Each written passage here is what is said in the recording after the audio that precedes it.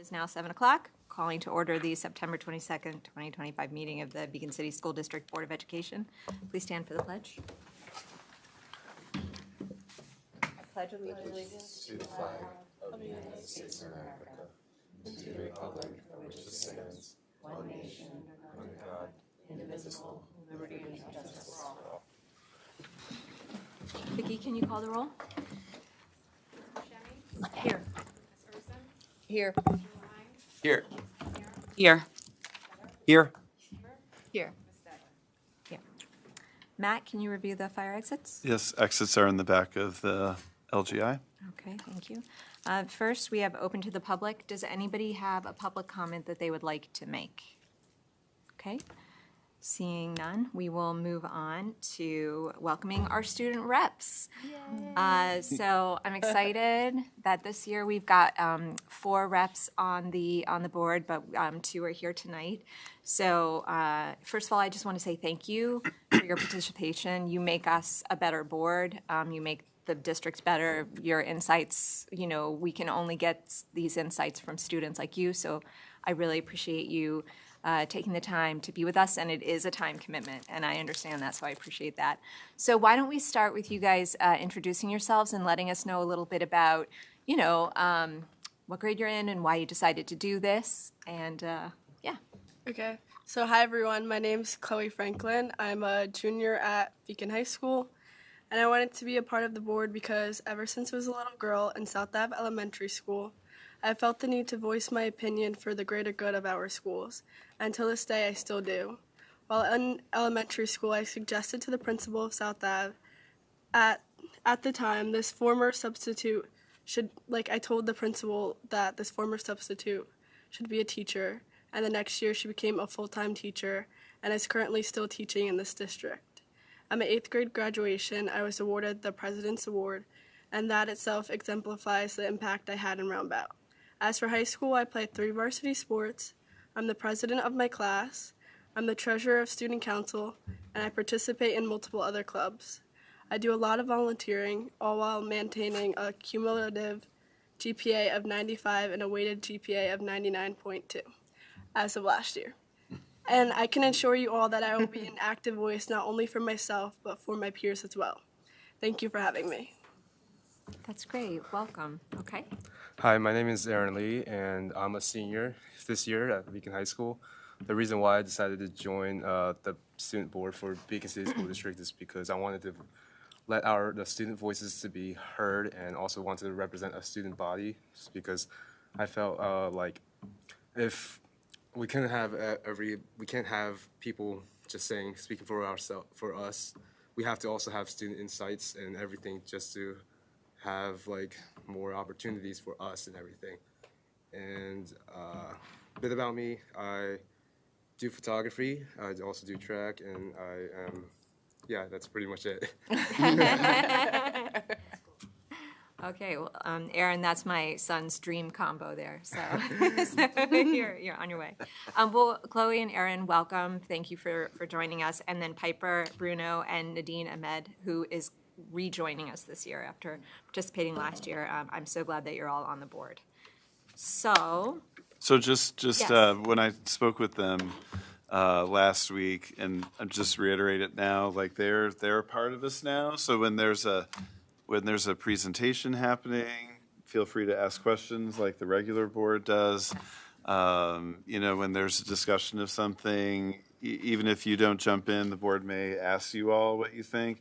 And if you want time to gather more information from your classmates and come back to the next meeting, feel free to do that. We really welcome that part. And then lastly, with all the things you just listed and how busy you all are, when you need to go, it's totally okay to go too, because I know you have a lot on your plate. But also for me and Dr. Dwyer as well, thank you for doing this. We're really excited. Yeah. And I'd want to echo what Matt says, please speak up, because we need to hear what you have to say, and we really appreciate it. Okay, so moving on, tonight we have a workshop with our Assistant Superintendent of Curriculum and Student Support, presenting an update on our academic data.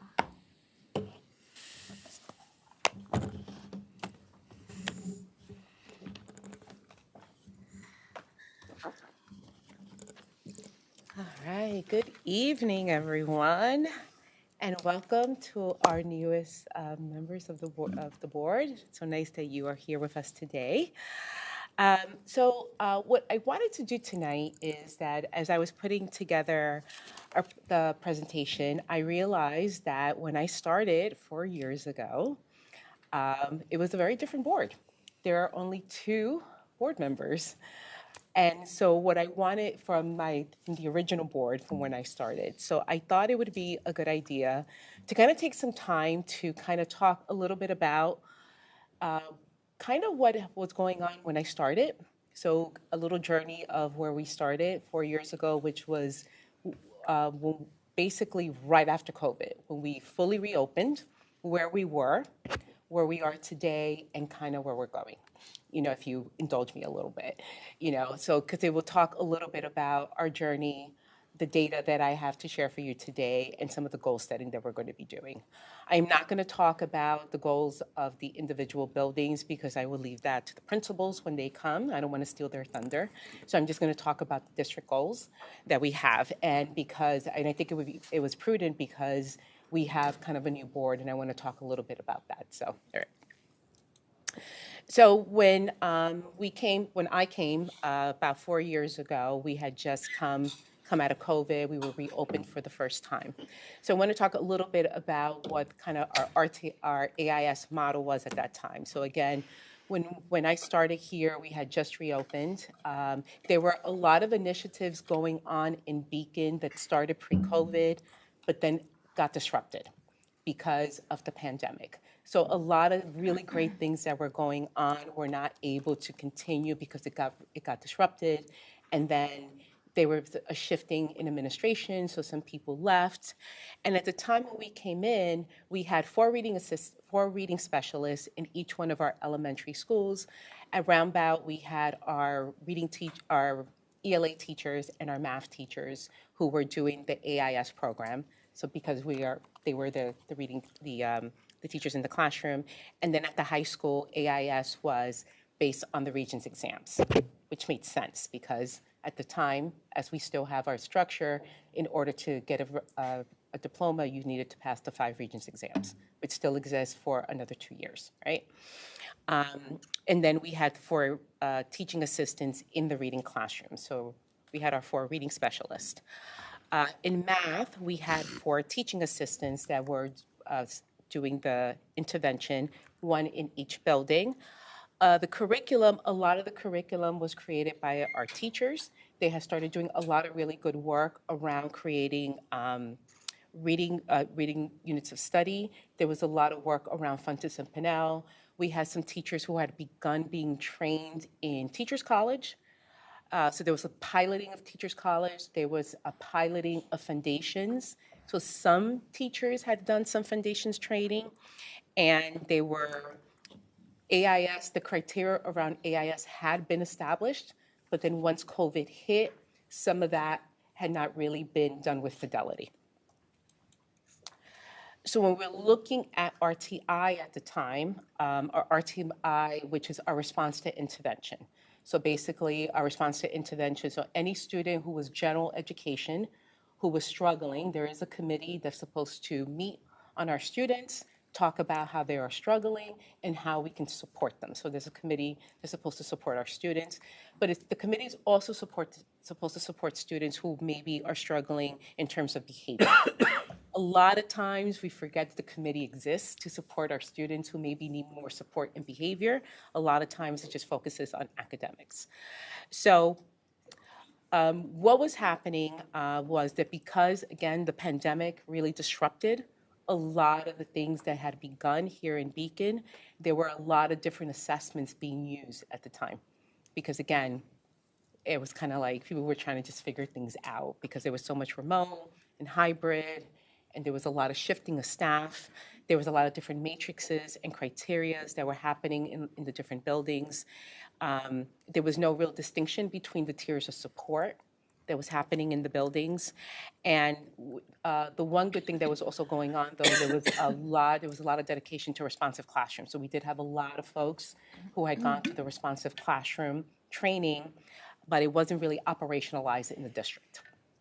So that's kind of what was going on when I started. So we kind of decided as a district that we were kind of like going to start kind of all over again, looking at the data that we had at the time. So we decided we were kind of going to look at this is where we are, right? And we were going to start kind of from the bottom up.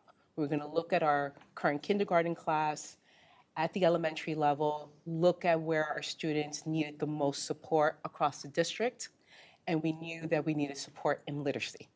And literacy is where our students were really, really, really struggling. And we really wanted to focus on teacher efficacy and making sure that our teachers were really strong in the teaching of literacy, right? We're going to start at the elementary level and really build our way up across all content areas. And for the past 4 years, we were really, really looking at teacher efficacy and really looking at small group instruction, because those are the two areas that research has shown you get more bang for your buck. Because curriculum is going to come and go. We're always going to be changing our curriculum. We don't want teachers to be teachers of curriculum. We want them to be teachers of children. And we want them to be able to be strong in what they were doing. So this is just kind of like some of the professional learning opportunities that we were giving our teachers, some of the initiatives that we were implementing across the district, across K-12, as well as some of our book studies. It's just a sample of some of the things we were really focusing on these past 4 years. And this is just kind of like, if you recall, we had a 3-year goal of how we were really going to hit literacy. And again, why were we going to hit literacy? Because literacy, number one, is a civil right. We wanted to make sure that literacy, again, also is the key to open up all content areas. As we know, math, you have to be able to read in order to do math when you get to the word problems. You have to be able to read in order to do science. You have to be able to read in order to do social studies. So we really were hitting literacy really, really hard. We were also reframing our RTI model, because one of the things that we wanted to do was we wanted to really ensure that our teachers across all grade levels understood the different tiers of support. What was tier 1? What did that look like in the classroom? What was tier 2? What was tier 3? We also wanted to make sure that the assessments that we were using were really meeting the needs of our students, and we wanted to define what those assessments were going to be so that all of us were using the same thing and we were using the same language. We also wanted to make sure that even in the content areas, what we were using was going to support literacy. It's one of the reasons why we chose Science 21 as one of our science curriculums at the elementary level, because Science 21, not only is it a rigorous program, but it's a program that's also aligned to the nonfiction literacy standards. So when you look at the new science assessments in 5th grade and in 8th grade, it's a reading test. So it's not just a science test, but it is very, very dense when it comes to text. So if our kids cannot read, they're not going to pass that 5th grade and 8th grade test. And Science 21, when you look at the curriculum, it is rich in literacy. It is completely aligned to our literacy standards. Same thing in social studies. We wanted to make sure anything that we did in social studies was supporting our literacy initiative. So again, in year 1, year 2, and year 3, everything we did, we also wanted to make sure that it was supporting our literacy initiative. So that takes us to our current data. The other things that we did in terms of AIS, we wanted to make sure that our AIS literacy specialists were also retrained. So we retrained all of our AIS teachers, not just in foundations, but they are currently trained in letters. So letters stands for Language Essentials for Teachers of Reading and Spelling, which is a very intensive 2-year program, and it really focuses on the explicit teaching of reading and spelling, because those things go hand in hand. We wanted to make sure, because they were working with the students that needed the most support, that they were working on those explicit strategies to ensure that our students could really learn how to read. And as well as foundations, so those students who needed more support in foundations in K2, they get able to go into the reading specialist and have a double dose of foundations. The other things that we did was that in math, we were able to, with the budget, hire 2 math AIS teachers, and we had to share them in the elementary buildings, and that was really, really helpful in order to support our AIS math students. And then this year is going to be the first year that we actually have a math specialist in each one of our schools, which is going to be fantastic because you'll see that our data is going to support the need for us to have math AIS people in the schools. And can I interrupt? Yeah. And those teachers are, I think you mentioned before, they're not helping students directly. They're coaching the teachers to teach. Is that their role? AIS teachers are working explicitly with students. So no, they are working with students. So thank you for bringing that up. So we did also have an RTI TOSA. So that person is coaching. So they were coaching teachers. So going in, helping with the redesign of RTI and actually coaching teachers. So helping teachers to identify students, coming up with strategies, and more importantly, progress monitoring. Because that's another essential thing that when you are identifying student needs, you want to make sure that what you're doing is actually working. So progress monitoring and using assessments to progress monitoring, not waiting until we do the benchmarks to see if your instruction is actually working. Using data, that's another thing that we work a lot on is analyzing data and taking the time to know what this data actually means. Because we're really great at collecting data, but analyzing data takes time. And teaching teachers to understand what the data means takes a lot of time and a lot of training and a lot of professional development. And we needed someone who was a teacher.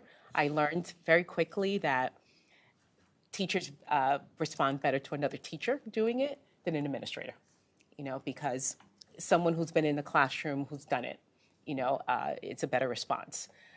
We also, this year, we have a literacy specialist who's going to continue that work. And then the RTI TOSA this year is going to take on the work around math and doing those tier 1 interventions in math because our data shows that we need to support math this year. Looking at our data, so this is our ELA 3 through 8 math assessments, and this is state assessment. And proficiency, according to the state, is students who have level 3 or level 4. Level 3 is at grade level. Level 4 is exceeding. I wanted to compare it to last year. So our third grade students are the students who got foundations to full fidelity. So they got it K, first, second, and third. Our fifth grade students got the foundations program with fidelity in second grade. If you will see, we did go up, fifth grade tremendously. So the most growth was at the elementary level. We did a lot of work. So if you can see a lot, again, the credit goes to our teachers. They worked hard. They really worked hard. And This also obvious- kind of shows like the earlier the interventions, the better the results. Yes. Yeah, So we need to, and we should be proud of the gains that we have made in literacy. We still have work to do because until every child is reading, we should not be satisfied. But at least we showed growth, and it shows that what we are doing is working. And we have to continue this work. We have to continue with the explicit instruction in literacy. We have to continue with, again, the model of the science of reading. We have to continue with foundations. We have to continue with the vocabulary. Like everything that we're doing, we have to continue. We have to keep hitting it hard. And then I just wanted and again, I'll go through this quickly, but I just wanted you just to see, because you had the 3 and the 4, but I just wanted you to see at the different levels that it's not just that we were able to get more students into level 3s and 4, we were able to also to reduce the number of students at our level 1, which is very, very significant because, again, this is a testament to the work of our teachers. They worked really, really hard, and it shows the level of efficacy that our teachers are now demonstrating, which is the most important thing because, again, curriculum is going to come and go. We're going to always change out our curriculum. The most important thing is that our teachers are showing a level of expertise that they didn't have before, which is the most important thing. And the coaching is working. So I think that's very important that we continue to have that coaching model because the coaching model is working. Okay. Again, when you look at 5th grade, where we were last year, because these were our 4th graders last year, and to see that reduction right here, again, is significant. especially the amount of level 4s, because that's exceeding. And it's not because you have that in the slides that I'm not presenting, it's not because the test was easier. And I really want to emphasize that. This year's test was actually more rigorous than last year's test. Can you explain again the designations for the different levels? So level 1 is students who are not at grade level. Level 2 are students who are approaching. Level 3 is proficiency, and level 4 is exceeding. Thank you. And then in 6th grade, again, I will say the middle school, we do not have, as at the elementary level, we have close to 95% participation rate that we are required to have under ESSA. We do not have that at the middle school. Currently at the middle school, we have about 50% participation rate. So when I share the data of the middle school, we're really sharing about half the population, you know. Particularly when we look at math in 8th grade, our students who are in the advanced classes are not participating because they take the Algebra 1 Regents. So those students are not participating at all in the 8th grade assessment, you know. So in terms of, is that a true representation of how the middle school is doing? You know, it's kind of hard when it's about 49% of our students that are participating. That is one of the things that we are going to work on this year, on trying to get more participation, just so we have another data point. Again, do I believe that this is the end-all or be-all in terms of it's just one data point? We also use iReady at the elementary level as well as Rambow as another data point, because we have the 95% participating in iReady. At the elementary, we have a lot more data points, so we're able to see a full picture of where our students are. And at Rambow, we're looking at other assessments so that we have more data points, so that we're able to see a bigger picture of where our students are doing. So again, just kind of keep that in mind when I'm sharing the data. So looking at math, again, so we did go up in math. So when we look then at the middle school, again, keeping in mind that it's not the full participation rate that we would like to see. And at the elementary level, we did go up. A lot of it had to do because we worked really hard in literacy. So we did see an increase in the constructive responses. So in the math test, the students have multiple choice questions as well as problem solving, which is word problems. And in the past, a lot of our students were not getting full credit on the problem solving. So they would get points on the multiple choice, and the same standard would be tested in the problem solving. And we weren't sure if it's because could they read the question, could they solve the question, like did they actually know the standards, or was it a reading issue? We did notice this year that they were getting full credit, actually. So we had a lot more kids getting full credit, and it was probably because they could actually read the questions this year, and they were answering them more fully. So that was a win for us. So it was good to see that. Okay. And again, this is just looking at the different levels.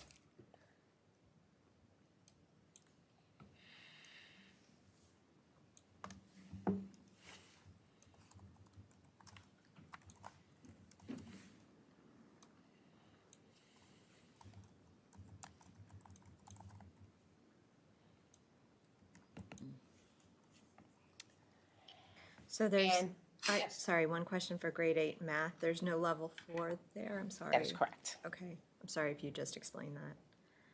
Well, yeah. And again, 8th grade, we don't really, a lot of the highest achieving students in our 8th grade do not participate because they take the algebra Because they're 1. already, so there's just not. And that's enough. not unique to Beacon, that's Right. across the state. So Right. you'll see that in a lot of school districts. Okay, The exception are those school districts that kind of force the kids to take both assessments, which I have thoughts on, which I will not share. You know, so, now the 5th grade, the fifth and 8th grade science test, this is the second year that we are participating in this assessment. So this is a relatively new assessment. So there's only 2 years of data in this assessment. It is a very, I will say, it's not a 5th grade or an 8th grade science test. This is actually, the fifth grade science test is actually a K-5 science test. So, which means that they are basically testing knowledge of all of elementary school, which is why we are big on making sure that all of our teachers are teaching science, which is Science 21 is critical in making sure that we are teaching, again, science. I am happy to say that we went up, so we did better this year than we did last year, which was nice, particularly when you see level 4 go up. You know, we want to continue to see that because we know it's a very difficult test. Again, the text is very, very dense, and it's not a test that the kids can really study for. You know, they can't study about the life cycle of a beaver. They have to study just life cycles, you know, so they have to really understand about the concepts around science, you know, so, and they have to really understand informational texts in order to do well in this particular assessment. So it's really that combination of knowing the science concepts as well as the features of nonfiction in order to do well in this assessment. So it kind of goes hand in hand. But it was nice to see that we, you know, we're getting there. And I do have to say with, you know, if you look at 8th grade, we did better in 8th grade as well. So I have to commend the Roundabout teachers because when you look particularly level 1 last year, compared to level 1 this year. You know, I think that's huge. You know, so they really should be commended for that. Because if you look at level 3 and look at level 3. So from one year to another, you know, and I think that's a big deal. Do our test scores, are they trending the same as the state in general, or? I don't know because they're not public yet. okay. So I am dying to know, even though they're, when I look at, there is a report that I'm able to look to see where we are in comparison to the region. So it depends. So there are some areas where we're right on par with the region. So there is a report that I'm able to see. So there are some areas where we're better. There are some areas where we're right on par, and then there's some areas where we're below. So it depends on what it is, you know. Regionally, math, well, actually across the state, there was a report that across the New York State, math is an issue. So we're not alone in that. You know, there's been a lot of, as we know, there's been a lot of emphasis on literacy, as it should be, and I think math is something that the state of New York, you know, has been this whole drive around literacy, as it should be, but math is something that hasn't really been addressed. And the issue with math is, you know, there are lots of ways to support literacy at home. There aren't that many ways to support math. Because if you think about it, unless you are someone who is comfortable with math, that's not something that a parent does at home. Like how many parents are supporting fractions, the teaching of fractions at home? But at home, you know, you read to your child. You know, you ask questions at home, right? You take your child to the library, you buy them books, you're engaged in narrative account all the time. There's so many tricks on how to support literacy at home. I don't know if there's that many tricks to support math, even though there are, but it's not innate, right? There aren't that many people who know how to do calculus. I'm one of them. If I had children at home, 5th grade would probably be, that's it for me, you know? But so I think that's what ends up happening, that when it comes to supporting our students in terms of math, we rely on school, you know, so, but we have plans because we're going to support math and our kids are going to be wonderful in it. You know, it's going to be I all just great. want to jump in quickly just to reiterate something that Saggy said. Our participation rates in the test at the elementary level is very high now. At Roundabout, it's not, to me or to all of us. That indicates it's more of a student issue than a parent issue, probably. I mean, I can kind of say as a parent of an 8th grader, like I see how the you know, it sort of works with kids in terms of like trying not to take the test. So this year, we're going to start communicating this really in the next couple of weeks, and then we're just going to do it like every month until the test. We're just going to say like the expectation is all the students take the test, period. Like if you want to meet with Mr. Soltish and Dr. Rudicinda O'Neill, like here they are to meet with them to discuss this. Teacher evaluation is not coupled with test scores anymore. That process was pulled apart a couple of years ago. Like, so the original reason, at least philosophical, for opt-outs. So, you know, last year, this is on me, we just didn't put the weight of the district behind that messaging. So we still kind of had a similar result. We're just going to have it come from me, you know, and then support Mr. Soltish in working with that. But we want to start letting families know now, and not like a week ahead of testing, that, like, you know, we're just taking a different stance on it now. So just to reiterate, we're taking like a whole district approach on that. I think it's what the middle school would want in terms of support, and my guess is that it will probably fix pretty quickly. Just that we're being clear about it. Sorry for the interruption. Right. So then our Regents exams, so I put it all kind of like on one page. So again, our students do pretty well on our Regents exams. They have really good support system at the high school. Again, Regents is different. Our kids cannot opt out of the Regents exams. They still, until they are completely uncoupled, they do still have to pass 5 Regents exams in order to get a high school diploma. Once they are uncoupled, which will be in 2 years, they will have other options in order to get a high school diploma. And we are going to be preparing ourselves for that. We do know that this year, the one assessment that we were, concerned about was the geometry assessment, Regents, because we noticed that there was a small number of students who took it, and that small number didn't do well. Geometry seems to be something that is a trend. Normally, even at 3 to 8, when we look and we analyze the data, it is something that we notice that at the elementary level as well as the middle school level, it's always one of those domains that the students don't do well in. We recognize that one of the reasons is because when you look at the curriculum, it's always at the end of the year. And what tends to happen is that a lot of times the teachers run out of time and they don't get to teach it as fully as they should. That is something that we are going to address because we can't keep doing that.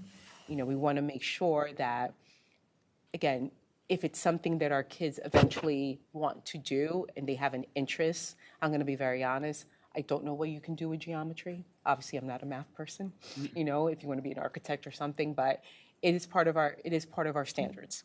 And we really want to emphasize not content, but the learning standards. And geometry is part of our learning standards. So we are going to be looking at realigning some of our curriculum and remapping some of our content to ensure that either we are embedding it throughout the year so that our students are exposed to it, or we're looking at some of our units and condensing some of those units. I think some of our units are too long, and maybe some of our teachers are spending too much time on some of those units. So that's where our RTI TOSA, who's focusing on math, that's some of the things that she's going to be doing at the elementary level. It's looking at some of our units of study to see where is it that maybe we're spending too much time, or are there opportunities for us to embed some of this? Because I think we need to do some realigning. Some of our professional development at the elementary level is going to be focusing on looking at math progressions. And at the secondary level, it's going to be looking at, I'm going to get into that a little later, so I'm jumping the gun, but there's going to be a lot of professional development around math and how we're going to support our students so that we don't have these kind of gaps that later on then reflect at the secondary level. Because I think this is a testament to how we may have some gaps in the lower levels, and now they're coming out at the higher levels. So then it takes us now to the present. So the portrait of a graduate. So I think many of you know that I had the honor of representing Beacon on the Blue Ribbon Commission. So my role in the commission was actually helping to create this.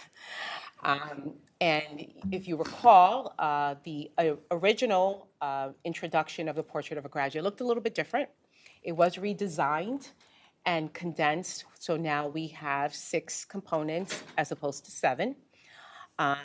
So the culturally responsive part was actually put in the middle. That's actually the anchor of all the work. I'm very glad that New York State actually kind of dug in and made sure that that became the anchor of the work as opposed to eliminating any mention of culturally responsive pedagogy.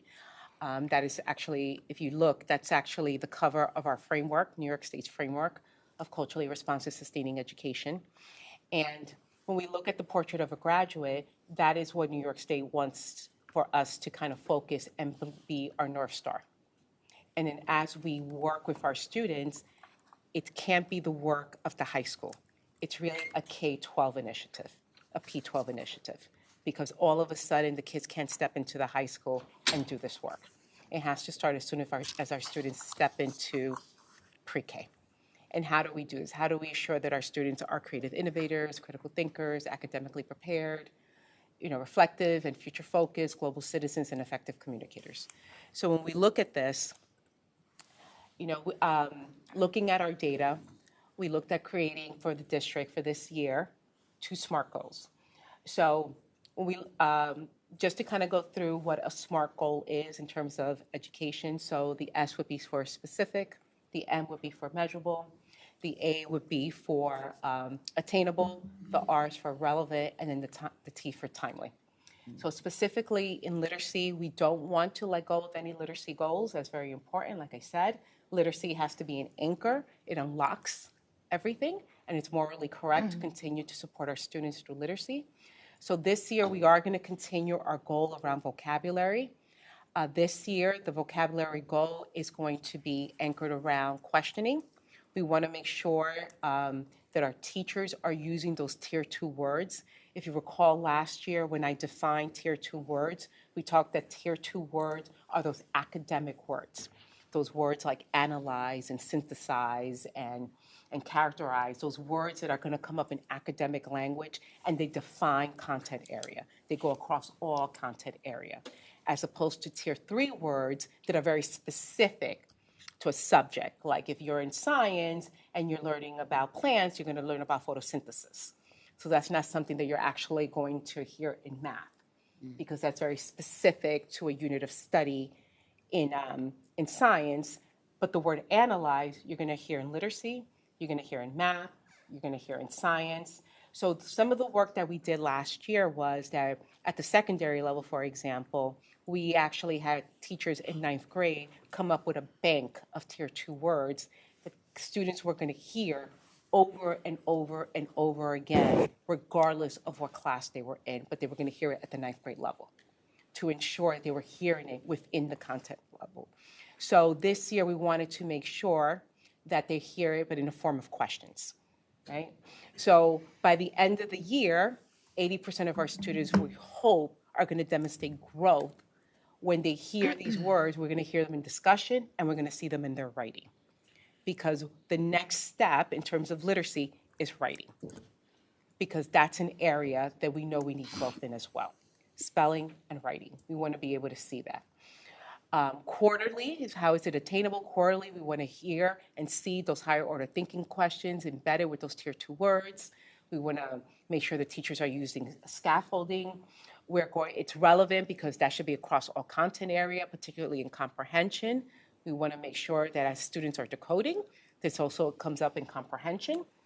And it's targeted. So we should be able to see that when we do our benchmark assessments, because our benchmark assessments, we actually are able to see in terms of comprehension whether students in both literature as well as nonfiction, if they're able to increase their comprehension when they take the benchmark assessments.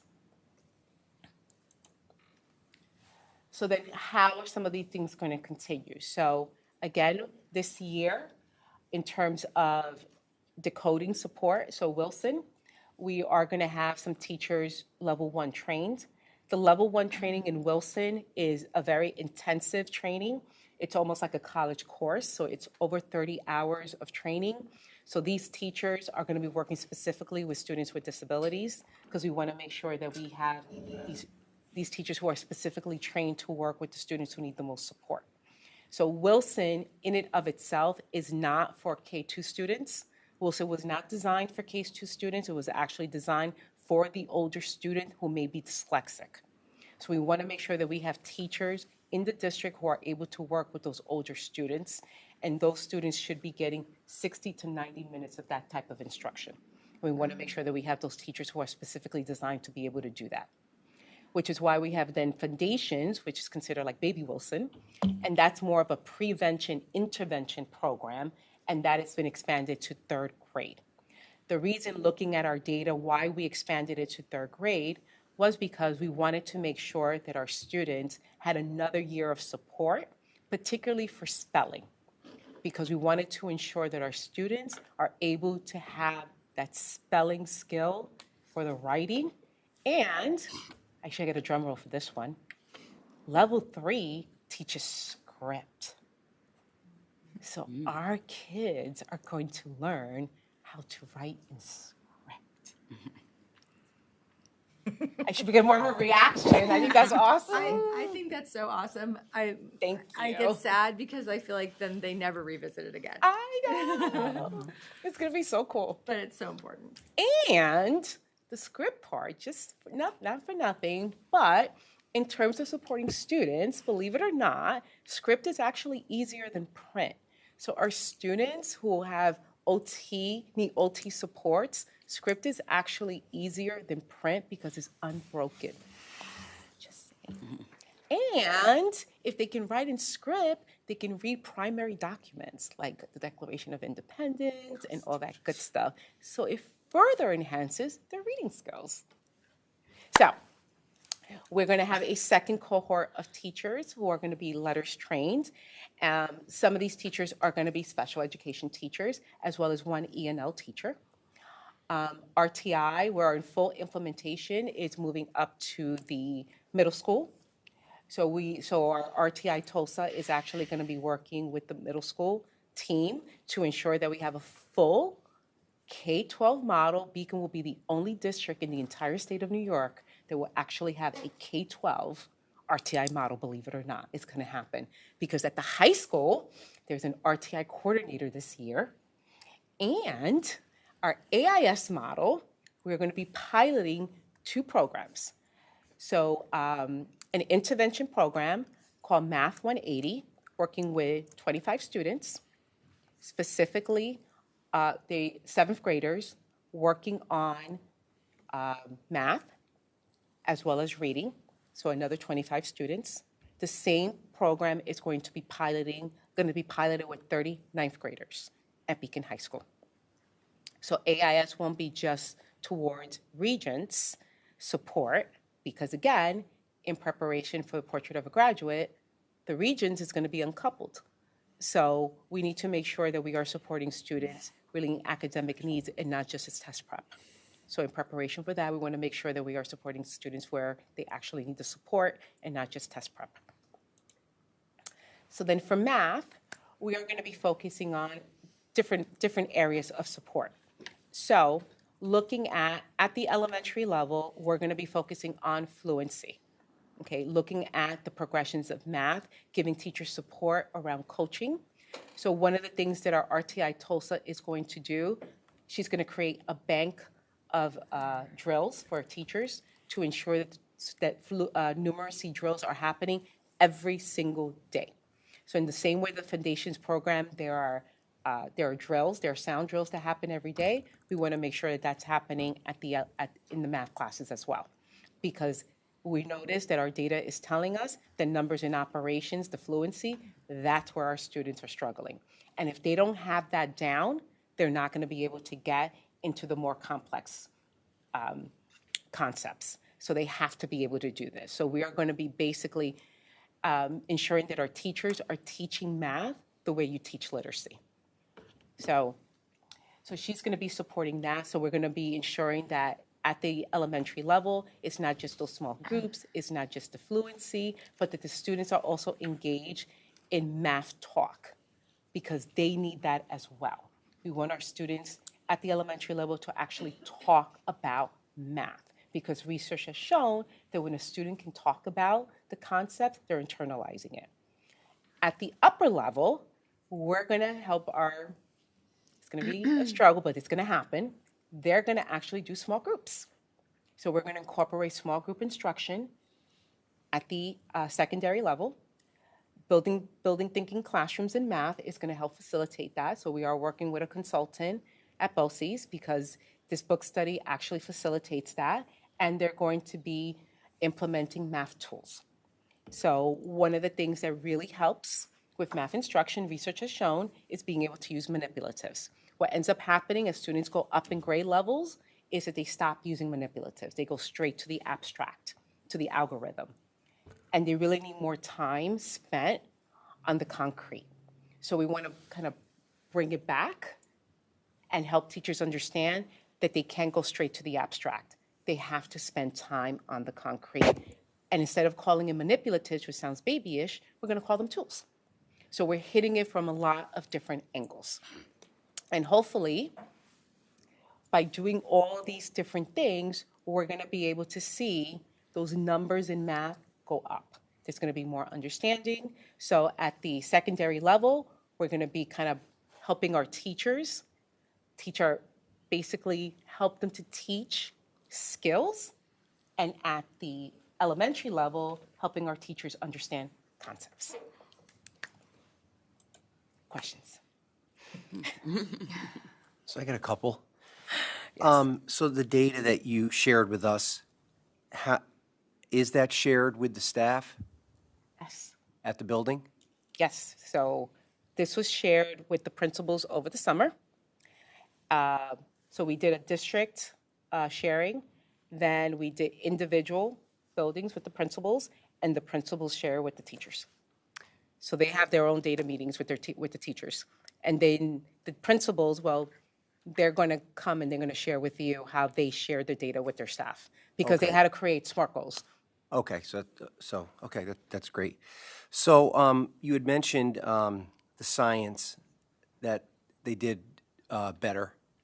I think it was 8th grade.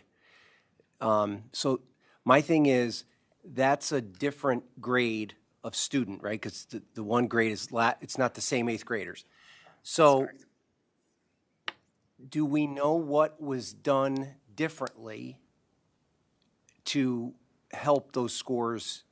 Like, did they do anything in practice differently to increase those scores? Or, I just trying to figure out, or did it just happen, or were they doing something different, I guess is. No, I think that the teachers got more comfortable with the investigations. Okay. Yeah, so one of the things that the state required 3 years ago was science investigations. Okay. So we have to track them. We actually have to document that we actually do them.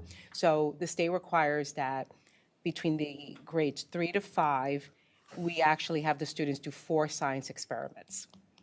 And between grades 3 to 8, another 4 science experiments. And they're around the same topics in terms of electricity, climate, physical science. I forgot what the 4th one is. And we actually have to document it.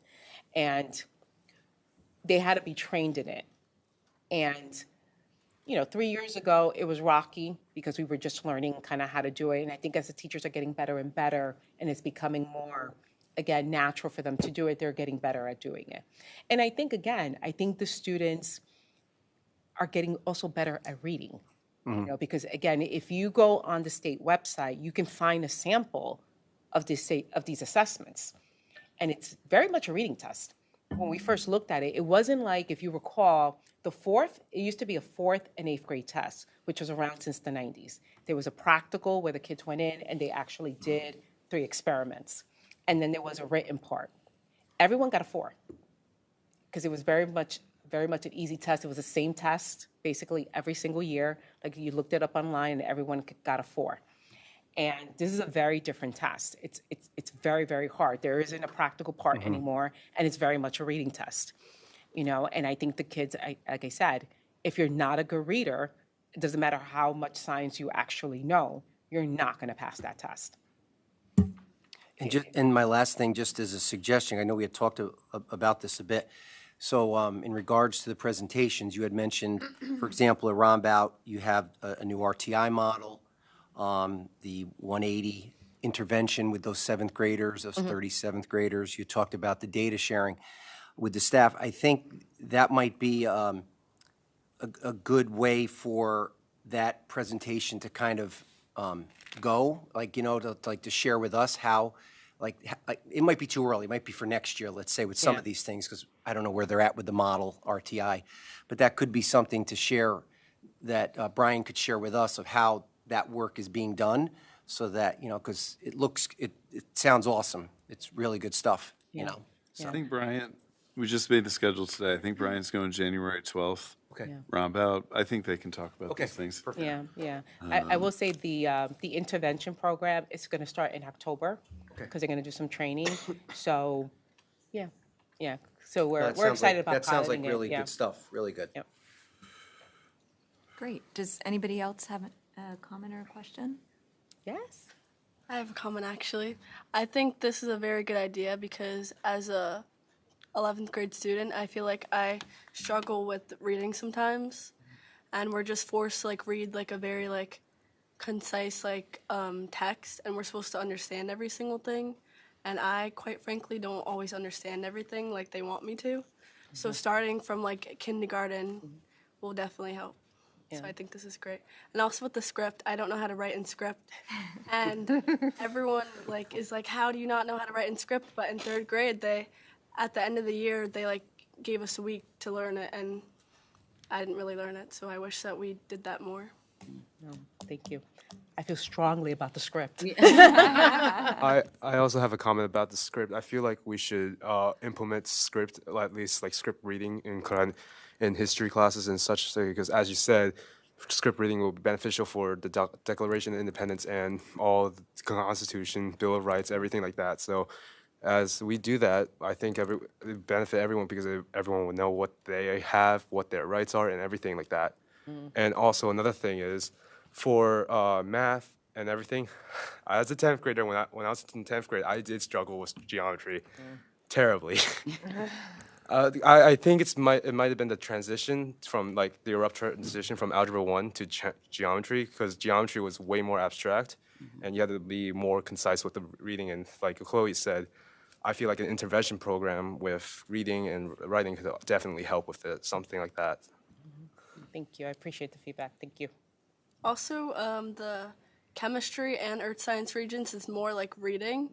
Their whole curriculum just changed, and it's more reading and English. So like you said about you can know science, but if you don't know how to read, you're not going to do good on it. So I think this is really good. Yeah. Yeah, if I could briefly, I also just want to appreciate and celebrate, especially the elementary reading scores. Seeing that improvement from year to year, to me, is incredibly rare and impressive, and I think speaks to a lot of the work that we've done, that the teachers have done, that you've done. So that, I think, is just a real good cause for celebration, and I agree that I hope that will kind of carry on. I'm eager, as we pivot to look a little bit more at math, to think similarly. You had the 3-year plan for literacy, so it's clear that wasn't a 1-year thing. It's been sort of invested in over a long time, and so I think you have some good math actions planned for this year. I'm curious, what is the sort of longer-term vision for math, and just given the investments that we made in literacy that are clearly starting to pay off.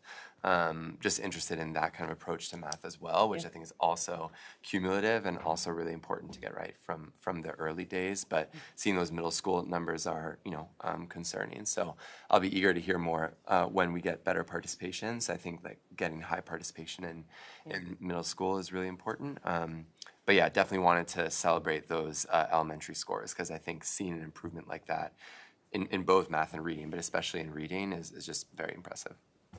Again, kudos to the teachers. I know I drove them crazy, so they worked really hard. They really deserve all the credit. They really, really worked hard. And like you said, it's obviously not done. In other ways, it's sobering to say half of students are proficient, right? That's not obviously where we want to be, but you can only do 1 year at a time. And so really, really, I think great progress, especially in that elementary reading this past year. And again, I think, when you see some of the individual schools and some of the grade levels, we have some grade levels where 75% of the kids are proficient. That's huge, so I almost cried, and again, testament to our teachers. They worked really hard. I have a question. Do you have any sense in terms of like the internal monitoring that we're doing how different it is? Because we have full participation for that, for the middle school. So do you have any sense of like how, I know it's not an apples to apples comparison, but Internal monitoring, like, in terms of the benchmarking that we do within the district, like, do you see the same trend in terms of like where the weaknesses are and? well, it's interesting. So iReady is apples to apples with the state assessment. It's unbelievable. So they actually have a feature that can predict how our kids are going to do on the state assessment because it's aligned to the standards. So after our students do, well, right now we're in the middle of doing a benchmark. So this will be their baseline for the year. So after they take the winter one, because the baseline is the baseline and we kind of work off of that. Once they take the winter one, you can actually click on it's called the proficiency indicator, and it'll tell you how they think they're going to do in the spring for the New York State assessment. Dead on. Actually, you can do it right now, and it will tell you that basically by the way they did on the baseline, if they continue with that growth, how they will do. And it was spot on. This is iReady saying this is what's going to happen. Yeah, it's And then basically you look saying at- if by the rate of growth that the students are indicated. Yeah, so basically if they're saying that they're only doing this amount, like we have a way to either do something about it, you know what I mean? So there's certain students like, oh wait, but we can do some more intervention. We can, so there's something that you can do about it. You know what I mean? So it's kind of like if you have a goal weight, I always compare everything to losing weight. If you have a goal weight and you get on a scale and it's like, and you like, oh, maybe I'll run more, maybe I'll eat, so there's things you can do about it. Because what it does is it gives you kind of like, there's always, when you do iReady, it gives you kind of where the student can go for the next one, and then it gives you a stretch growth. And then it gives you all these tips on what you can do to support the student. And it gives you lessons, lessons that you don't have to do on the computer, that you can actually download and you can sit with a small group of students and you can actually explicitly teach them. Because it tells you all the things that the student can do, and then it tells you all the skills the student needs support in. So it literally lists them according to standard. So it does it all for you. So it even groups the students based on skills, and you can do a small group. So there's a lot of different ways that you can use it. And it doesn't involve actually putting the student on the computer. You can put the student on the computer, and then it literally gives them lessons based on where they are, so to support them. But then it also gives you lessons that you can download and you can actually explicitly teach them. Yeah, so I know that when I look at the state assessment and then I look at the iReady data and I do compare it, I am able to see there's correlation. And then we have other things. We have DIBELS, and we definitely have a lot more data points at the elementary level. It's a lot harder to find things for math than reading. There's a lot more stuff for literacy, unfortunately. And there's a lot more things at the elementary level than for the secondary. That's a little bit more challenging. But I'm really excited about the K-12 RTI program, and I think of course we want to intervene as early as possible, but we also don't want to just like stop trying at a certain level. So it's exciting to see this growing more into the middle school and high school levels. Anybody else? Just a question about the regions. Did the state reassess some of the tests? Because I saw on the board there was there's two different ones. There was life science and life biology or something like that. they what? Reassess? Did they reassess the curriculum for the regions test? Yeah. Yeah, just wondering. Yeah, and if you notice, the science Yeah, I regions, noticed, it's yeah. only 4 levels. Yeah, Yeah. that's why. So when you see there that no one got level 5, it's not because no one got level 5. It's because it's only 4 levels, as opposed to 5. Gotcha. They aligned it like the 3 to 8, Anybody else? for fun. Well, thank you so much for helping us to start digging into the numbers. We appreciate it. All right, thank you. Okay, next up is new business. We've got several pieces of new business tonight, but we are going to start with what will be the first of probably many conversations about having a school resource officer or an SRO in the district.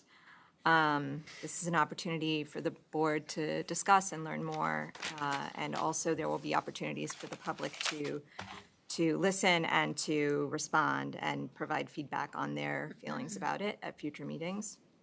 I do want to give everybody on the board a chance to share their thoughts about it tonight, but I was thinking that, Eric, maybe we could start with you to talk about it a little bit, since you did bring it to the board and you wanted to discuss it. Sure. Is that all right? Sure. So like I had said 2 weeks ago, I bring this up not because of that there's issues at all.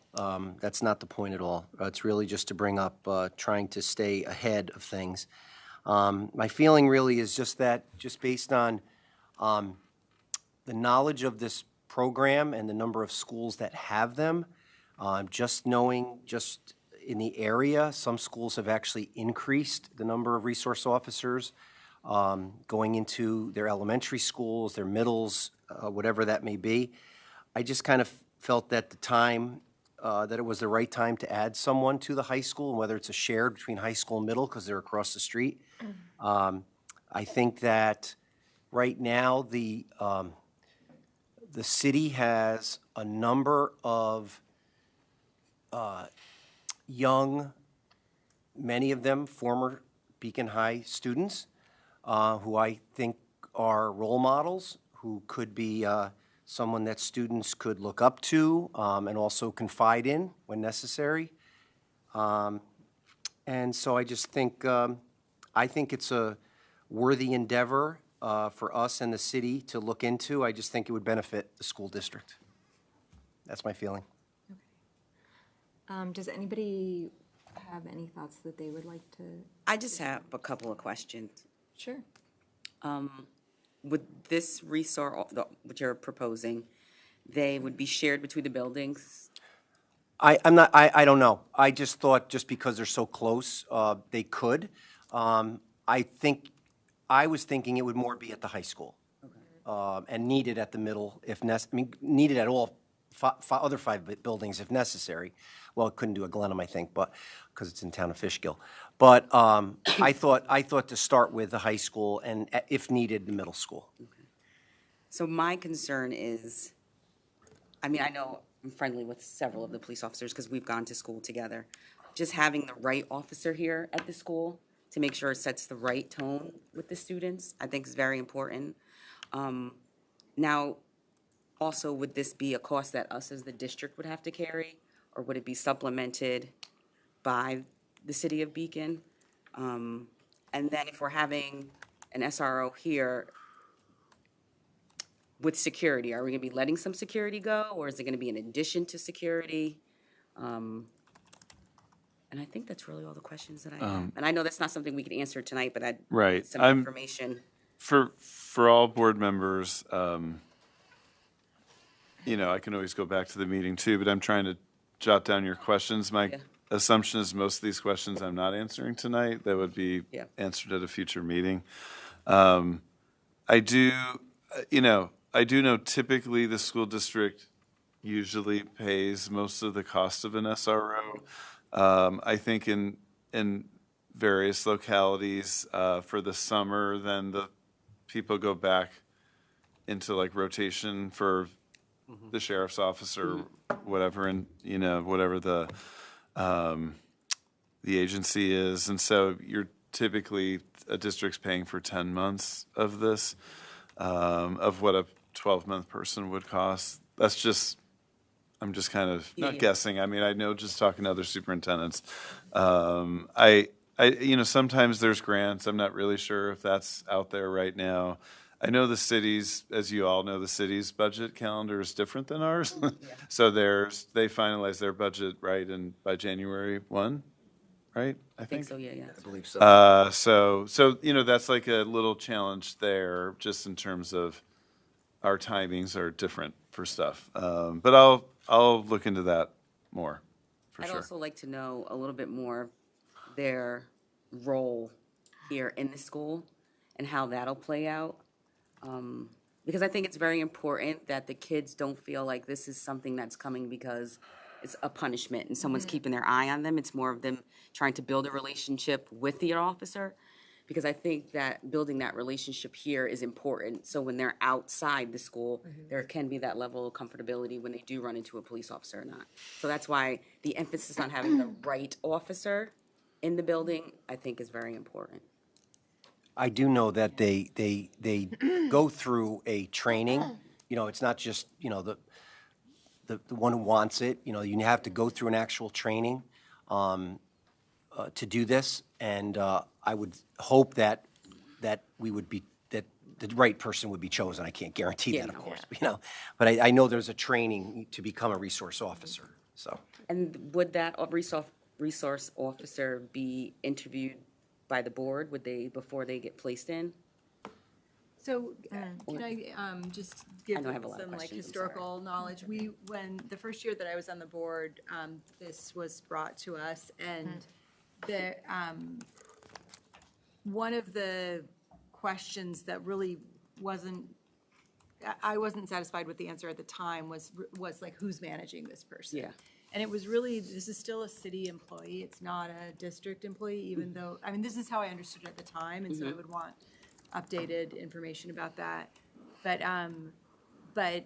at the time, I was not comfortable with, like, the city managing someone that would be in our building. And then it also was like, well, if that policeman calls in sick, they would just send us up. And it wouldn't necessarily be someone who had gone through the training or Had a relationship with the yeah. school.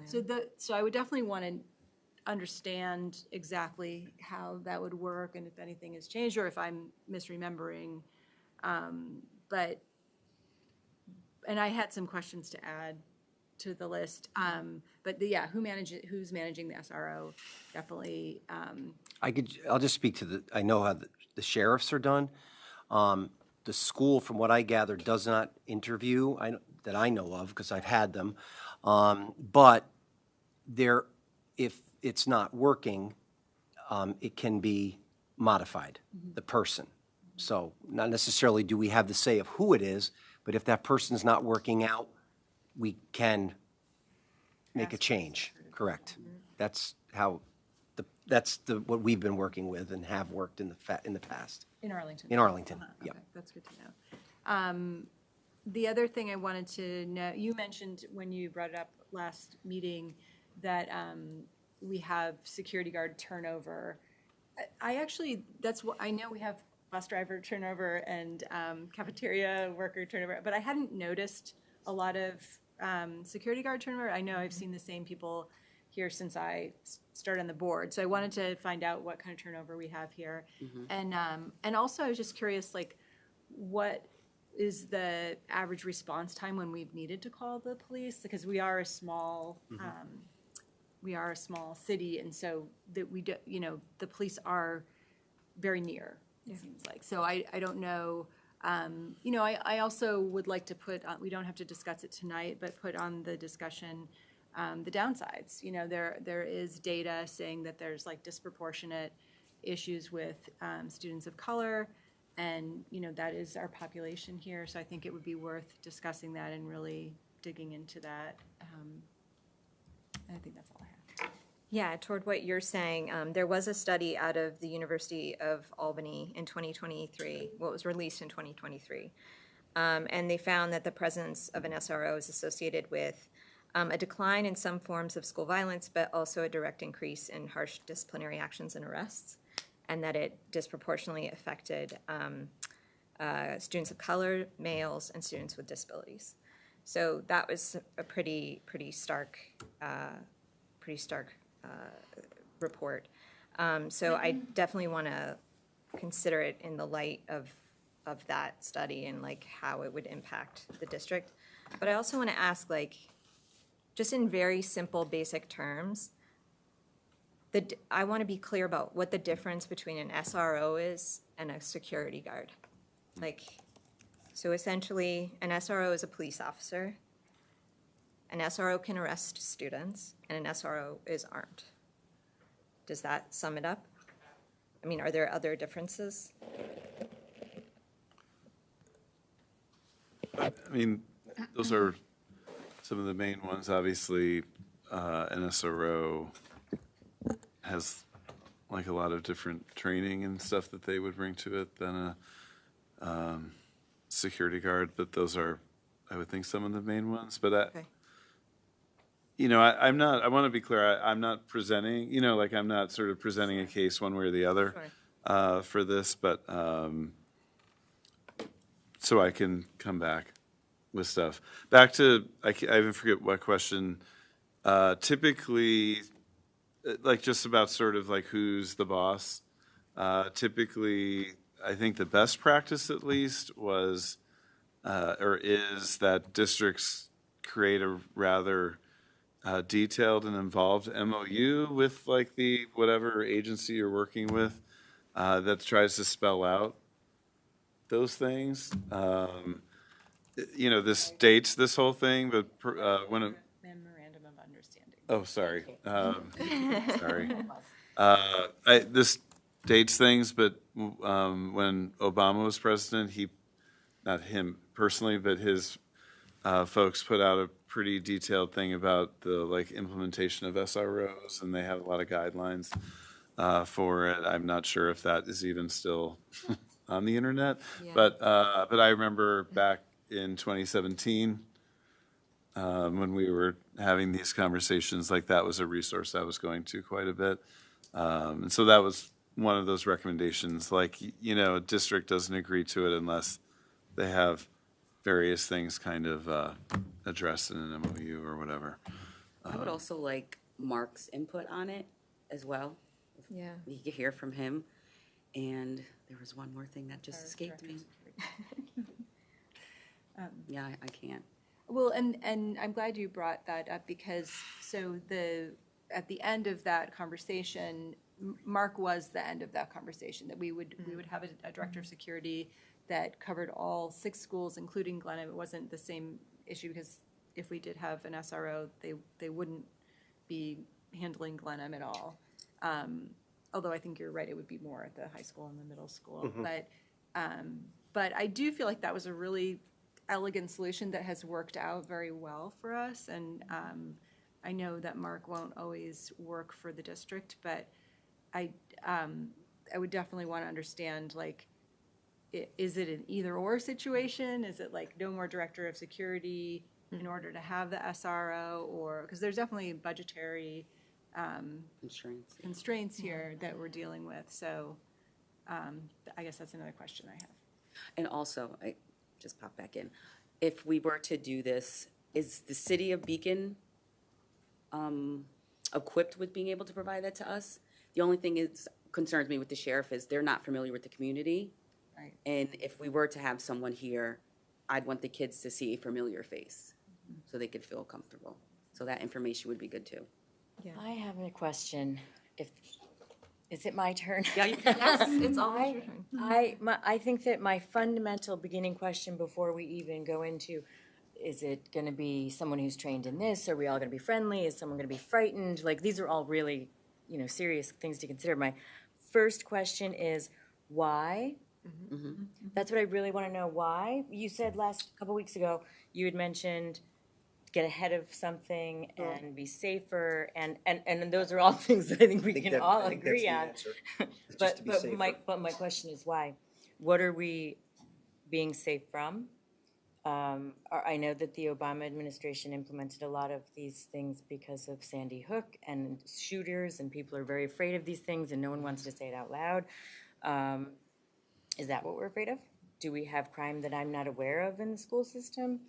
Are we having troubles that I don't know? I know I'm like the rookie on the team, so maybe we do. I want to know why. I want to know, and then after we figure out why, then all of the other questions can be like, for me, would be more, Well, and also, you know, just to give you. that's not naive, I'm not trying to, No. but that's literally I was like, why? Why Yeah. would we do that? Why would we do that? To give you a little bit more background, that when, did we do the security audit in 2017? Was that so, Yep. what's the name of the firm? Alteris. Alteris. We have I'm just sort of footnoting this for people watching, but we have security consultants that we get through a BOCES COSER, which means we get it kind of at a lower cost. And they consult with dozens and dozens of districts in the Hudson Valley, from Westchester up here to up here. And so anyway, they help us with our planning, the drills that we do. They help us with doing, tabletop exercises. But they also, when we started with them, did a security audit of the whole district as well. Physical buildings and Right. made suggestions. Which are all super crucial. And I'm just curious to see where this part of the puzzle would fit into a larger security scope and why it would be a good piece of the puzzle to add. That's not really a great metaphor, but you know what I mean. Yeah. I'd like to say something.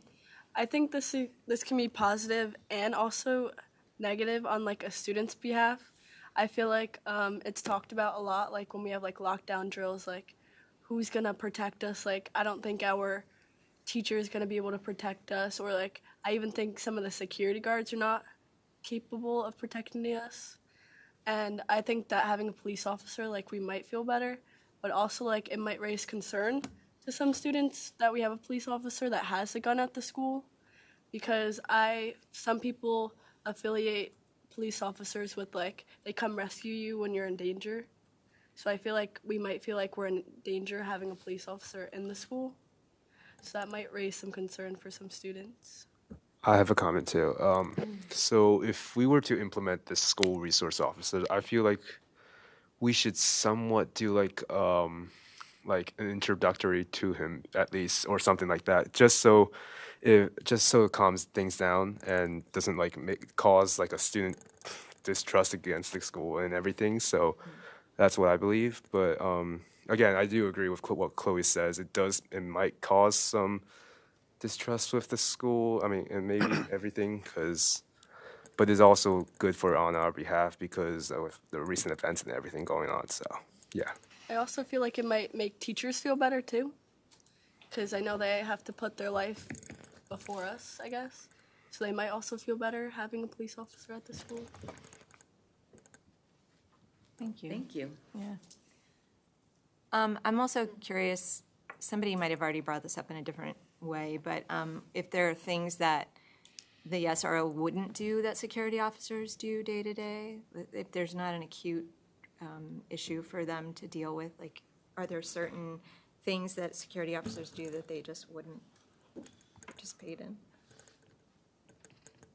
I mean, the security guards perform some very specific tasks, like monitoring certain areas during the day, like especially at the high school, it's very regimented, like they have stations, and Mark and some of the senior security guards like kind of work out a schedule, and it's things are very covered in a systematic way. Like I don't think an SRO is necessarily like exactly part of that rotation. It's like a whole separate thing. What's that? It's like a whole separate thing, kind of. I mean, it's separate and it's not, but like I don't see them like kind of like taking part of like the coverage rotation, If there is an altercation between students, security guards often are the ones breaking it up. That typically is not something an SRO would be like a first responder to, so to speak. That would be our security personnel who would do that. Yeah. But I can go deeper into that. I mean, I'm just sort of giving off the cuff answers to a lot of these things. So their primary directive is stopping an out of school threat entering. I mean, if like the literature of SROs would list other things with that, like they're for relational reasons, like they're there to be someone that kids can develop a relationship with. I mean, I'm just Yeah. going through like when I say the literature, like the sort of positive reasons why Yeah. people would have them, but yeah. Just going back to the why, for me, I think it's just to make, I think it just makes the school safer to me. That's how I view it. That's my thing. I think it just provides a level of safety for the staff and the students that I think just would be a benefit. That's just my feeling. Someone mentioned like them being able to arrest a student. Could someone explain that? Because that kind of concerns me a little bit. I don't fully understand it myself. I think this is like the information about that maybe. I would like to do like a little bit more research before I directly answered that. I mean, Beacon is a small city, and so we interact with the police sometimes on a daily basis in our buildings. And they're very deferential to us in terms of like how they respond to situations. I don't see that changing, but I think the question's a really good one and probably one of the more important ones. And so let me do a little bit more research on that one. I think typically any place that has one, that's not like their primary directive, but it's a great question. So let me do a little bit more digging on that.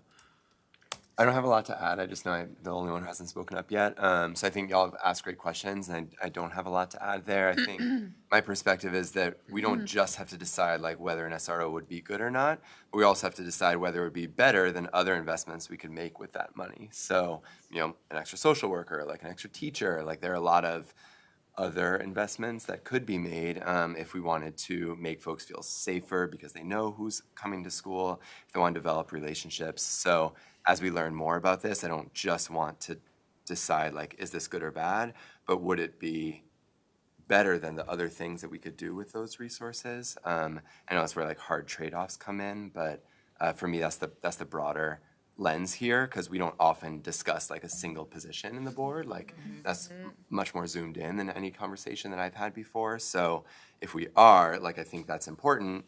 But I also just want to reiterate the questions we had about staff input. Like I would just love to understand building leader perspective, director of security perspective, superintendent perspective. Is there even a problem to be solved here? If so, what does that look like?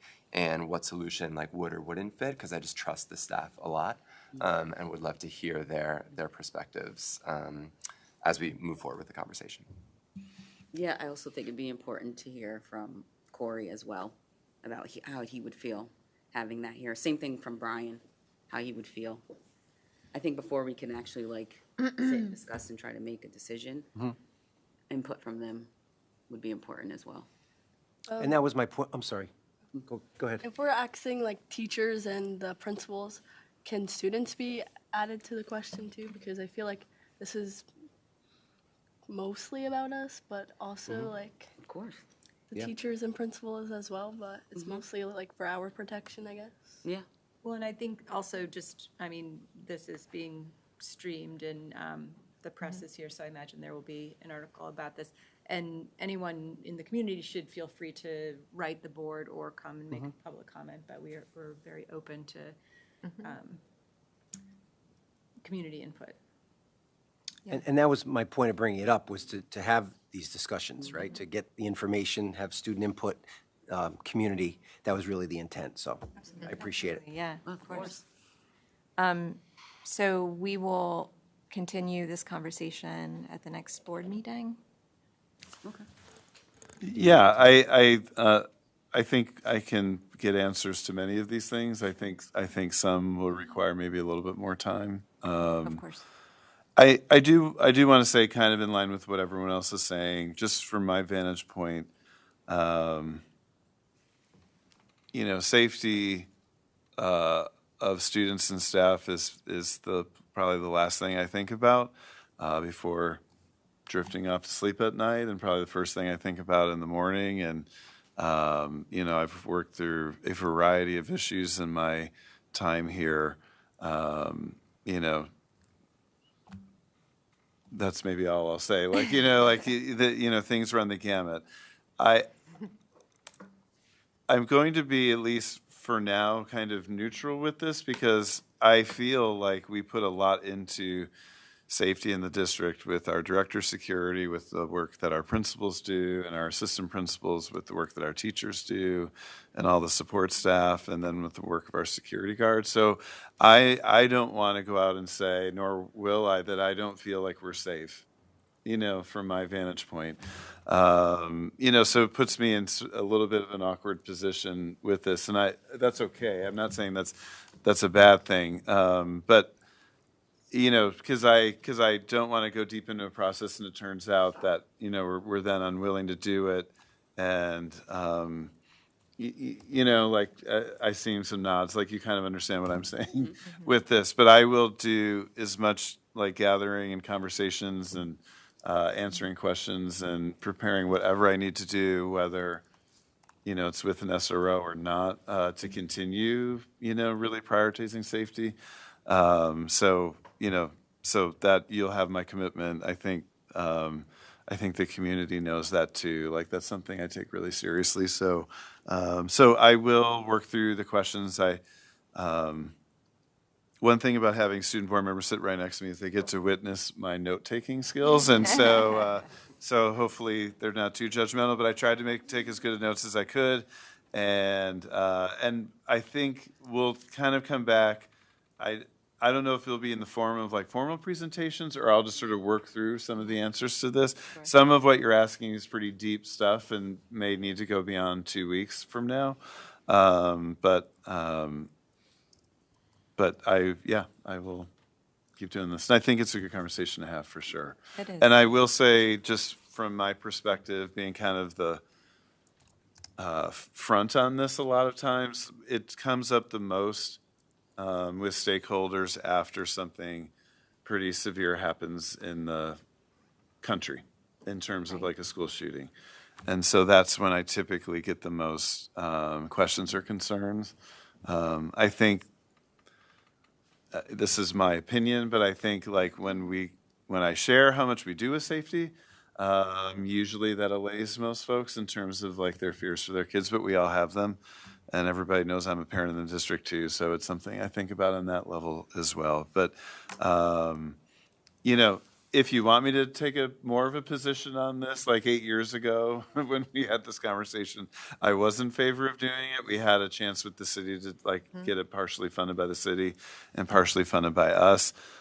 Like I think I want the process to play out a little bit more in terms of like providing answers to you all, and I think our student board members are just hitting it out of the park tonight on their first meeting. But I think getting the student perspective is really an important part of this thing too.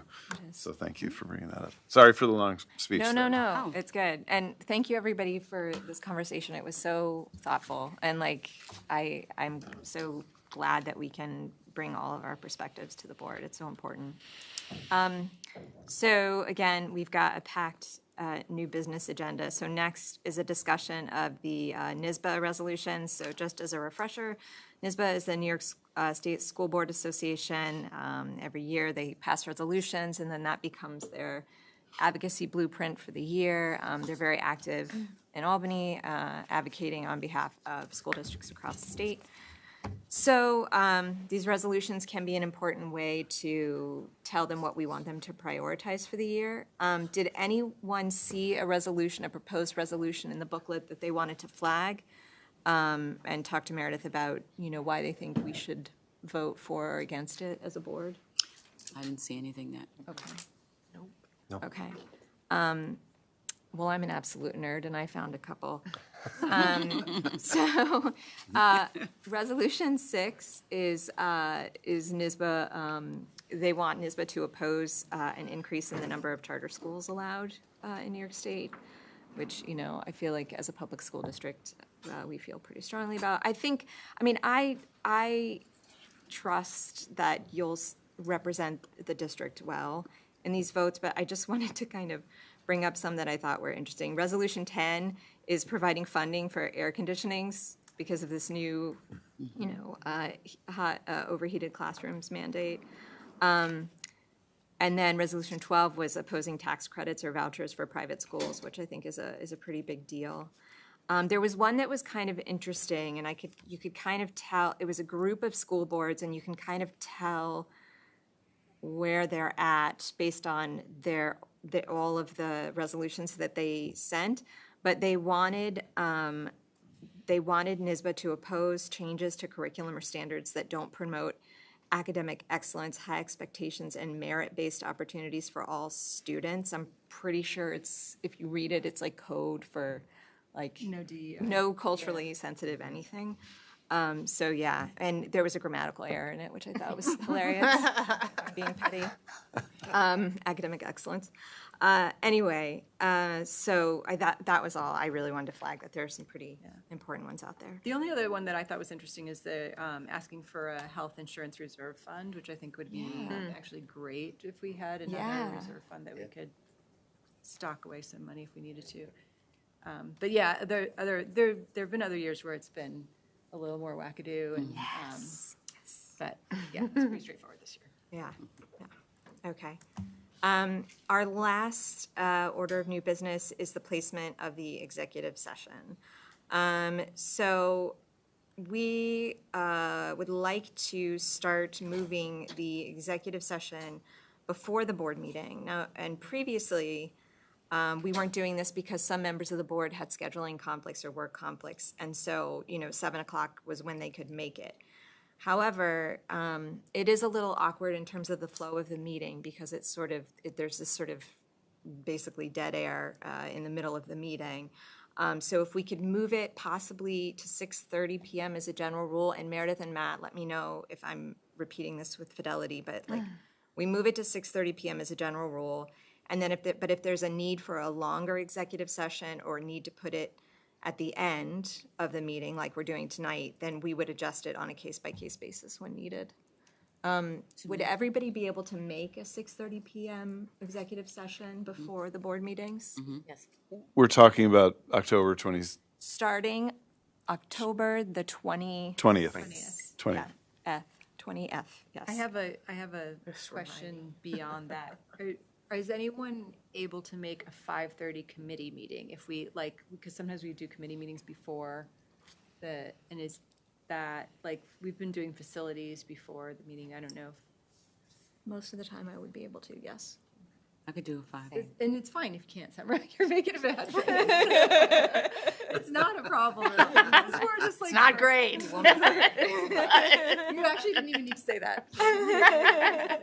I'm kind of in that boat too. That's fine. It's totally fine. I just wanted to have. Sometimes could, but Yeah, would be hard. yeah. Yeah, I just sort of wanted to have that in my head.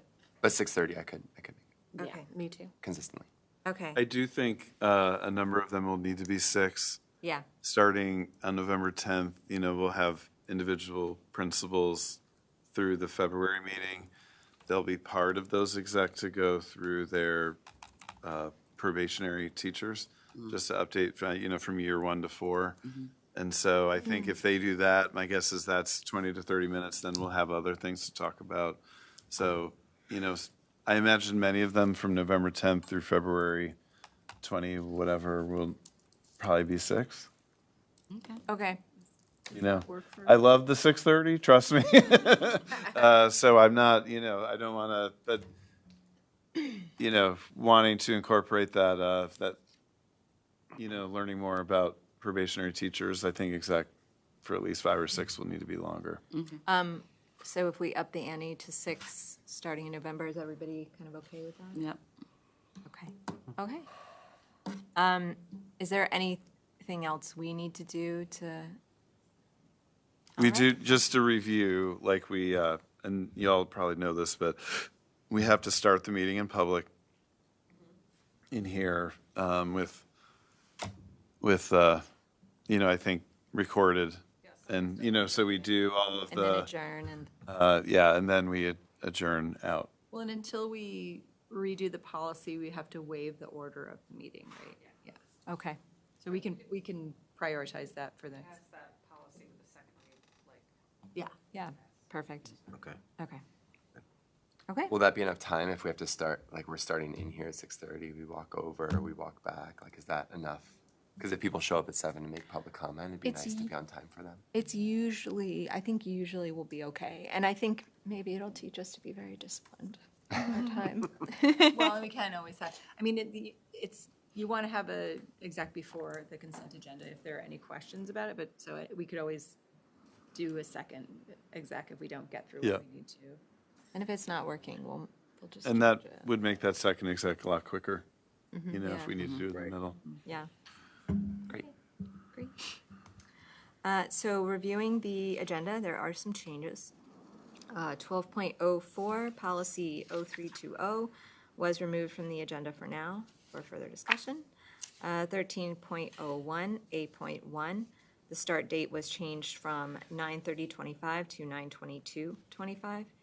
And 14.01A.3, the substitute food services helper was removed from non-instructional appointments. And that's it, right? Okay, great. All right, Matt, superintendent's report? Yeah, I just want to do a super quick.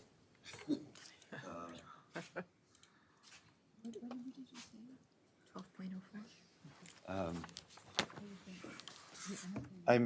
I made some very bare bones slides, and so a year ago, the state education department asked all of the BOCES to work with their component districts to come up with a regionalization plan.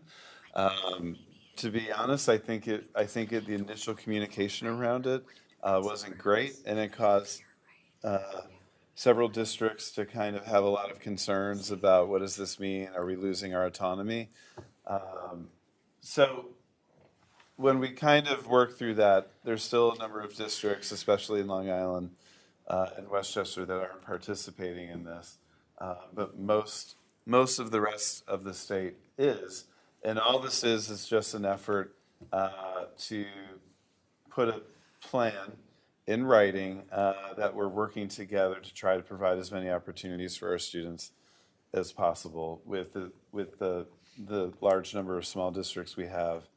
I don't personally think of this as upstate, but like, you know, the small districts across New York State, especially in more rural areas. So I'm the one who signs off on this. This is not something that the board votes on, but I am going to be signing this, or I want to be signing this prior to October 1st. We're one of 9 districts in Dutchess County, I think 9 that participated in this. Our approach in Dutchess County was honestly to kind of capture mostly what we're already doing. So it wasn't like we're not trying to rock the boat or scare anybody with this. And then, but also provide a framework for more cooperation and collaboration. And I will just briefly touch on this. So the first tenet or focus area of this is expand educational options and boost career readiness. Expanding things like dual enrollment and CTE education, work-based learning, inclusive programming. I will say, like, one of the things with this, we're starting to see more superintendents or districts or assistant soups of PPS talking about having a special education program in a district, but that other students from other districts may attend, you know? So that is something that we're not necessarily ready to do next year, but, you know, we're constantly trying to find the right educational setting for students who maybe have very specific needs. That could be something. And things like dual enrollment are, you know, this is a little bit more of an issue from the really small districts who aren't able to maybe offer as many courses as a larger district. But, you know, it could be a district like ours having a student from another district join one of our classes, things like that. There's a lot of details to be worked out, but the whole thing behind this is like not to have students sort of left behind in a district just because we're not offering something. It doesn't mean that everyone's just automatically able to attend another district or anything like that, but we're looking for areas to collaborate in. And then the next thing is to really collaborate on training, especially around New York initiatives. Duchess is doing a great job of this already. We have our next superintendent's conference day. They've taken a regional approach, so our teachers will be able to attend sessions across Dutchess County, not just sessions here. Over Zoom or? No, In like person? in person Oh, for the cool. most part. So they'll go somewhere for the entire day. Saggy's been a huge part of that planning, and so again, this is kind of mirroring what we've been working on and what the assistant superintendents for instruction have been working on. But with the Portrait of a Graduate, with this change in Regents, we can't just sort of go it alone. And then the last part is enhancing school safety. So we are part of like a county collaborative around crisis response. It doesn't mean we always use it, but it's available to us when we need support around a crisis, whether it's with an individual student or it's a school-wide thing. We are part of like the county safety meetings, things like that. So all of these things are kind of in place. In fact, I talked to the Duchess BOCES superintendent just today, just to have her affirm to me one more time, like this is really a reflection of what we're already doing, but we feel like it provides a nice framework for us to move forward and try to problem solve more things. Again, I think some of those things I've mentioned briefly could be specific special education classes that districts want to collaborate with. Districts are facing teacher shortages in certain certificate areas, so it could be collaboration around that. And I'm thinking of world languages and certain science classes are always a challenge in terms of finding certified teachers. But anyway, every single BOCES is submitting a plan, so this is part of however many BOCES there are in New York. The Duchess group is really collaborative, and I think there was an initial reaction to this a year ago that was negative in certain parts of the state, and so you may see some districts not participating. I'm not going to speak for them, but I think there was this worry. I didn't agree with it, but there was a worry that districts were maybe losing some sense of autonomy through that. That's not how I'm viewing this. I see it as more opportunities to collaborate. So I just wanted to kind of put it out there. I gave you the materials. I gave you one version of it about a week or so ago, and then I gave you the newer stuff today. But shout out to Jody DeLucia and Rebecca Green at BOCES. They've really headed this up and put a lot of effort into it, and they've worked beyond just talking to superintendents and educators. They also worked with a lot of different stakeholders in the county developing this too. So I may not be the best guy to answer really specific questions, but I think this could be a thing as we get into the budget process for the 26-27 year. I think what we'll do is highlight some of the things. There may be smaller budget items, but like we have sent students the last couple of years to the Bard College program at some of our high school students have done that. So we'll talk a little bit more about some of those things that are shared that we're involved in here in the district. But any questions about that? Adam? Just kind of as we go. Not All right. yet. And then Not just yet. my other thing for my superintendent report. Beyond what a great start we've had, it's again. I know Corey left with his students, but the high school kids playing Uno and cards and Connect Four at lunch, and seeing all that with the phones away has been really cool. Again, just a huge shout out to how well the students have adjusted to this change, and I think teachers and staff are really viewing it positively. Just overall, we've had a smooth start. But in talking about phones, I'm doing something a little bit differently in October. On October 7th, we're doing like a community Zoom webinar at 7 o'clock. This one's geared to elementary parents. The theme is parenting in the digital age. It's with someone who's based out of California, but she does a lot of stuff on Zoom. Her name is Julia Storm. And I really liked her approach to parent training, so parents can submit questions. It will be a little stiff because it's on Zoom, but I think the information will be great and we'll be able to record it. And then October 21st, we're going to focus on middle school parents. And I'll be kind of hosting and facilitating. She'll be the one presenting and answering most of the questions. I'm really in no place to offer parent training probably, but we really see a huge part of the next phase of this is really trying to equip parents and families with ways to deal with just the onslaught of information and interaction that phones give our kids, and finding ways to manage it, to stay sane.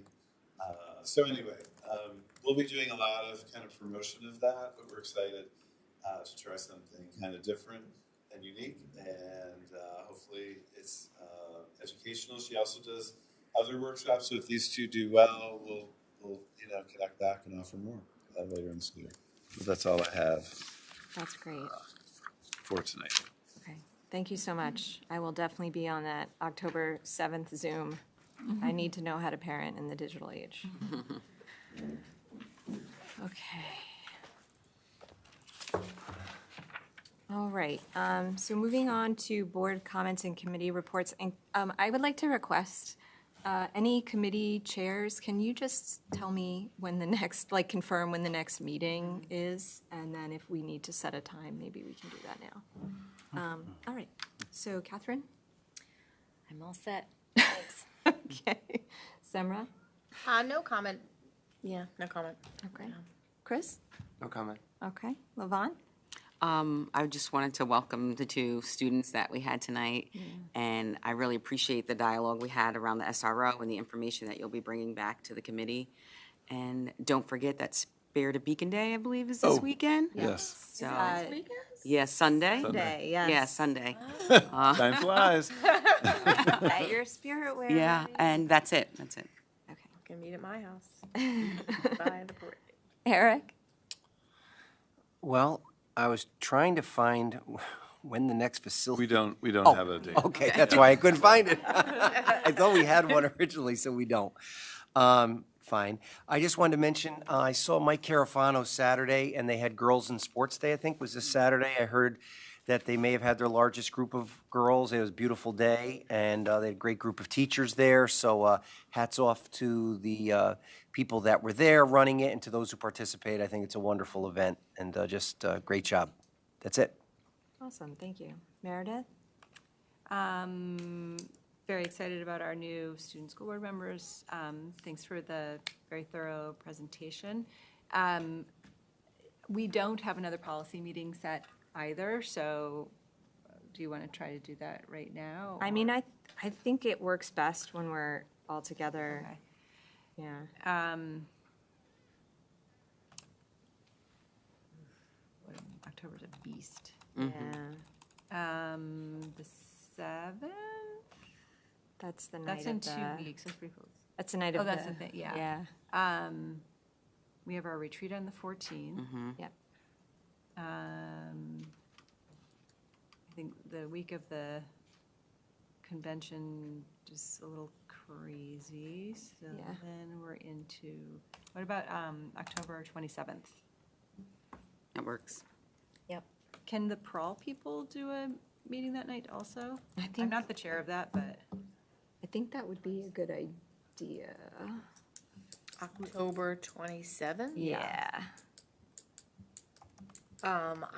It's sort of tentative, really tentative, like I have a surgery Oh, well then, for that day, but I don't know that it's happening 100% yet. we just put it on the calendar and then. Yeah. let's see what I think so. happens. Okay, okay. So both policy and Prawl, the. 7? 6 and 7? Is that? So or do you 6 wanna for do 7? policy. 6 for policy? Okay. Okay. Great, that's all I have. Okay. Oh, actually, and I wanted to just give you a heads up, I'm going to be pulling the minutes from the last policy meeting to amend them, to pull that, the policy that we pulled off the agenda out of the minutes. Okay, okay. And do we have audit on the 6th? Yeah, I have Yes, 5:30. 5:30? Okay. Yep. Okay, just want to double check. Okay. There's also a curriculum meeting happening this Wednesday that I'm excited for. Oh, is it the first one of the year? Oh, nice. Okay, good. It's a committee of one from the board. FYI. Okay, I do not have any comments for tonight. So moving on to the consent agenda. The use of the consent agenda permits the Board of Education to make more effective use of its time by adopting a single motion to cover those relatively routine matters which are included. Any member of the board who wishes to discuss individually a particular piece of business on the consent agenda may so indicate, and that item will be considered and voted on separately, thus preserving the right of all board members to be heard on any issue. Are there any items that any board members would like to have removed from the consent agenda? Yes. Do you mind pulling the 1102? Sorry, 1102. Any others? 1301. 12.04 D4 Okay. and 12.11K. Okay.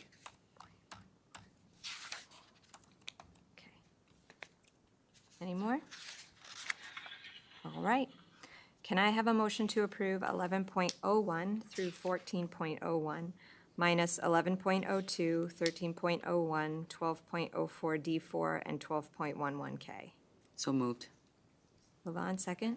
Second. Second, Meredith. Comments or questions? All in favor? Aye. Aye. Passes 7-0. I have to get used to that. So can I have a motion to approve 11.02? So I would like to amend 11.02 Okay, right, okay. to remove